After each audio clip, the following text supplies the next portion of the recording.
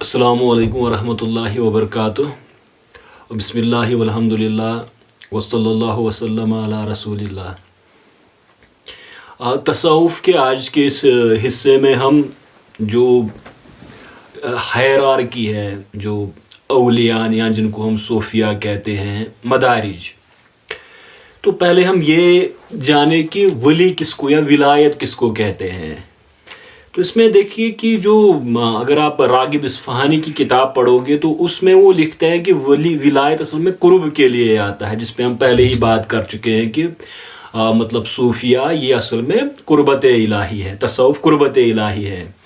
تو اللہ کی ذات کی معرفت اور اس کے جلال و جمال کے نور میں مستغرق رہنے کی وجہ سے اس کو مطلب یہ ولایت کا نام دیا گیا ہے، یعنی کہ وہ قریب ہے. تو وہ اللہ کے مطلب عارف باللہ، یعنی اللہ تعالیٰ کو پہچاننے والے، اور پھر اس کے جو اس کا جمال ہے، اس کا جلال ہے، اس کے نور میں وہ غرق رہتے ہیں. تو اس وجہ سے اس کے قریب وہ رہتے ہیں. یہی وہ لکھتے ہیں کہ یعنی اس حال میں ہوتے ہیں کہ وہ ہمیشہ اللہ تعالیٰ کے قریب ہوتے ہیں. اچھا، آپ دیکھیے کہ اسی طرح سے آپ تفتازانی کو دیکھیے، وہ لکھتے ہیں کہ مومن کامل جو عارف باللہ ہوتا ہے، یعنی عارف وہی کہ معرفت جو پہچاننے والا ہوتا ہے، جس کو انگریزی میں یہ نوسز ٹرانسلیٹ کرتے ہیں، اور دائمی یہ بڑا ایک خاص نقطہ اس میں ہے کہ دائمی عبادت کرتا رہتا ہے اور ہر قسم کے گناہوں سے مجتنب، یعنی اجتناب کرتا رہتا ہے، دوری اختیار کرتا رہتا ہے، اور اسی طرح سے جو لذات اور شہوات وغیرہ ہے ان سے گریز کرتا ہے. تو اس میں ایک خاص بات انہوں نے کی کہ دائمی عبادت کرتا رہتا ہے اور گناہوں سے اجتناب کرتا رہتا ہے، اس کو ولی کہتے ہیں. اچھا، اسی طرح سے آپ دیکھیے کہ یعنی ابن حجر اسقلانی لکھتے ہیں کہ وہ جو ہمیشہ وہ عالم باللہ، اللہ تعالیٰ کا، یعنی ہمارے یہاں کہتے ہیں اس کو عارف، اللہ تعالیٰ کا علم نہیں ہو سکتا لیکن پہچاننے والے، معرفت جن کو اللہ تعالیٰ کی ہو اور اخلاص کے ساتھ اس کی عبادت کرتے ہو، اس کو ولی کہتے ہیں.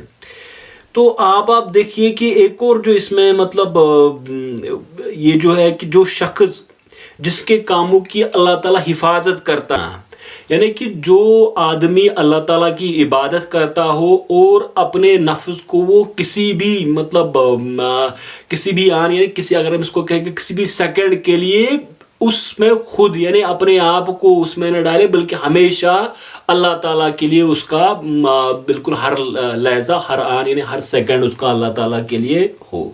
تو یہ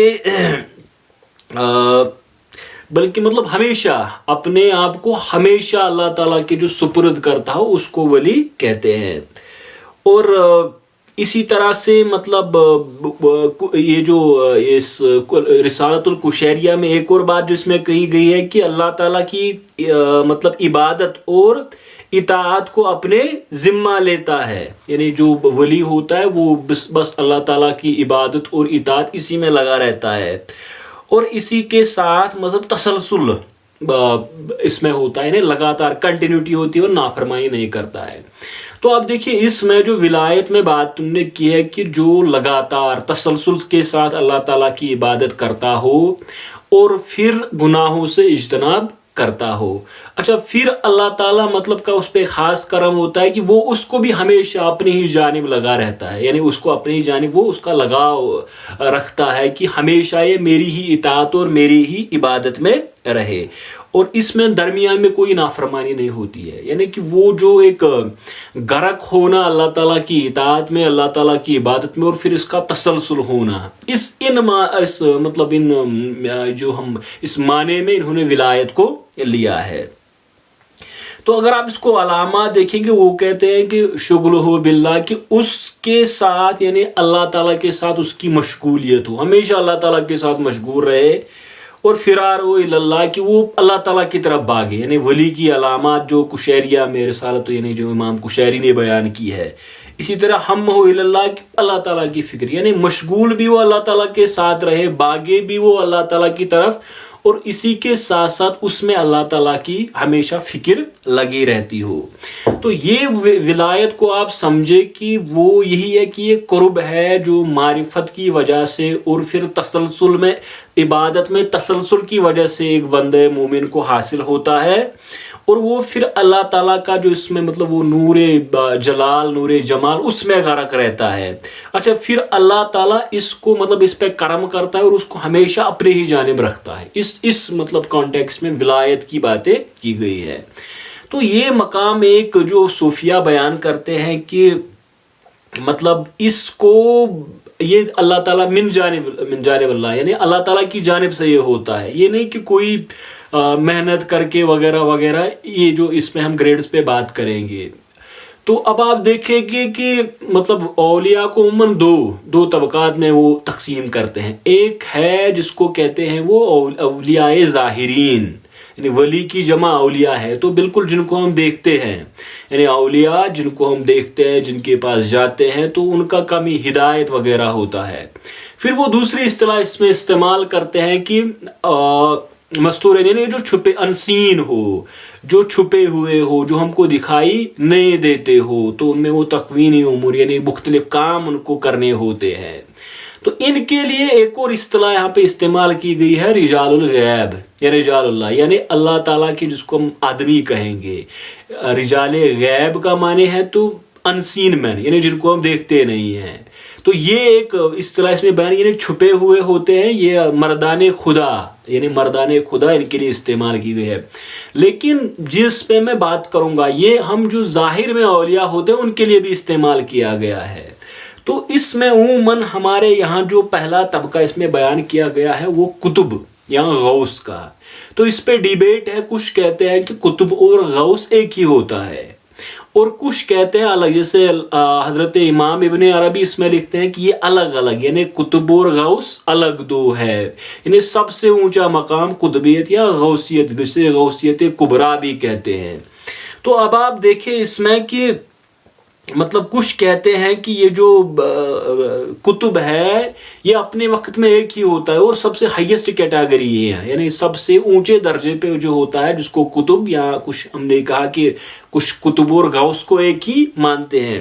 تو وہ کہتے ہیں اس کے ساتھ قطب بلاد ہوتا ہے، قطب الاقطاب ہوتا ہے، قطب الارشاد ہوتا ہے اور مسترف ہوتا ہے. یعنی کچھ کہتے ہیں اس کے وزیر ہوتے ہیں، اس کے ساتھ ہوتے ہیں.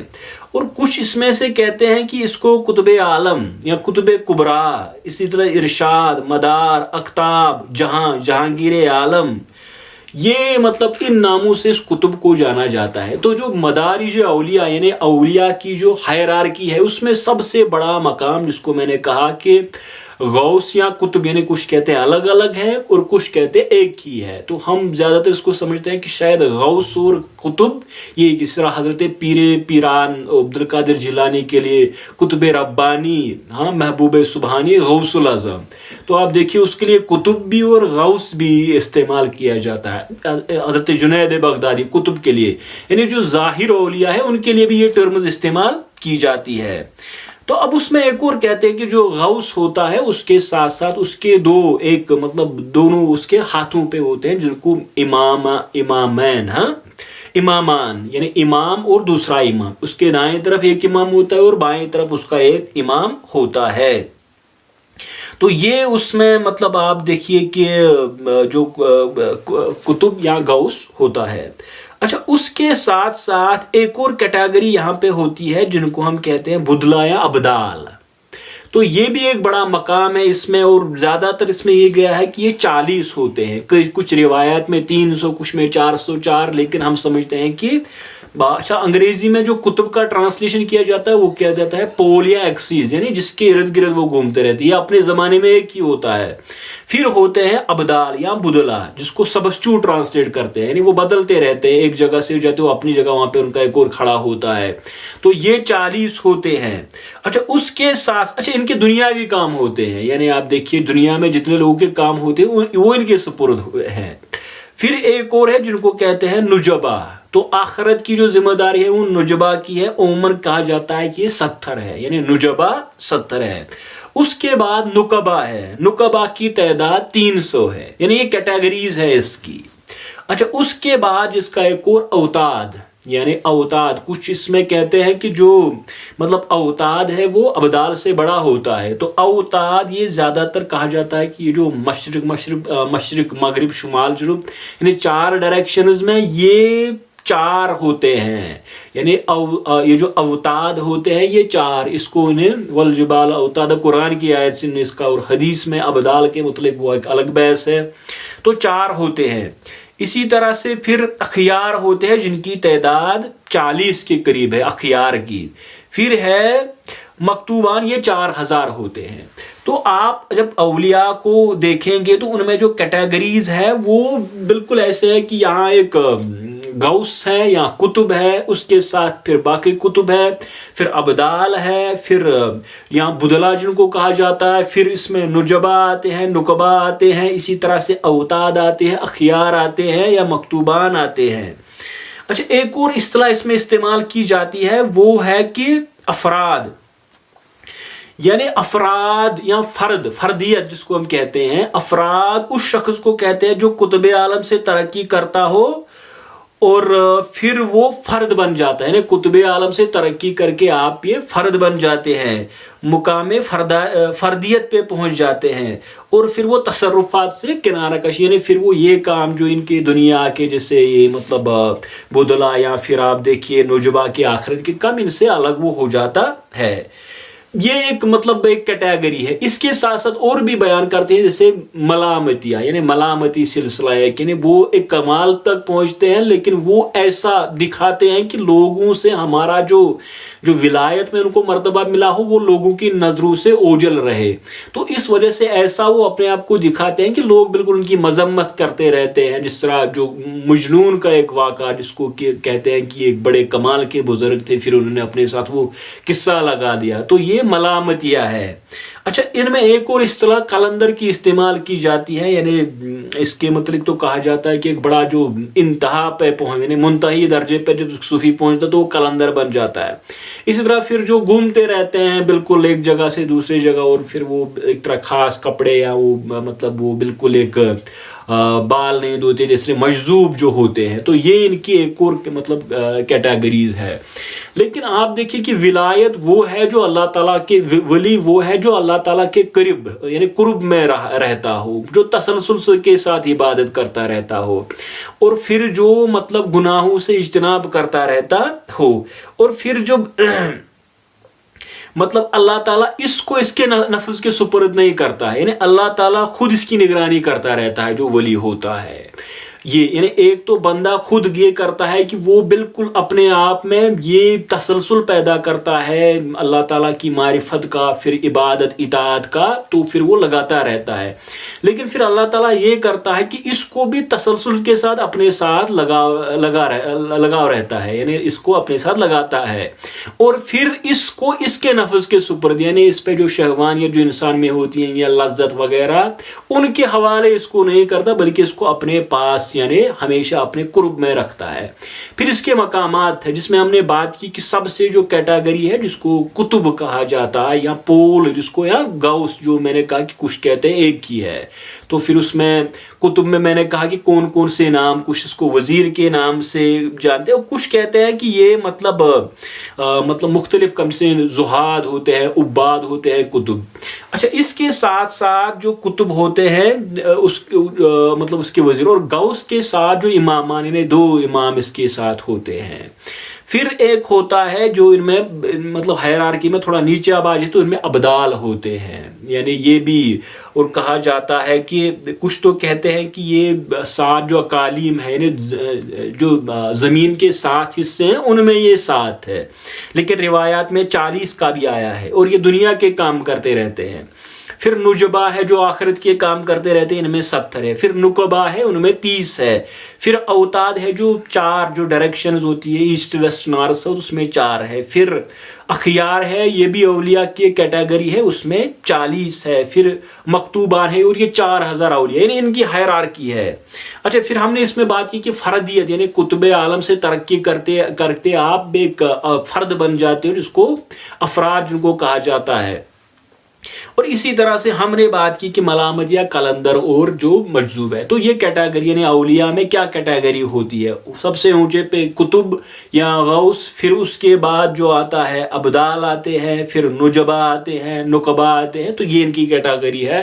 اور جب ہم اب ہسٹری پہ اب ہم بات کریں گے تو ہم یہ یعنی فلاں بزرگ کو قطب کہا گیا، اس کو غوث کہا گیا، یا ان کو کہا گیا کہ ابدال، تو وہ یہی بات اس میں رکھنے کی یہ اولیاء کی کیٹیگری ہے۔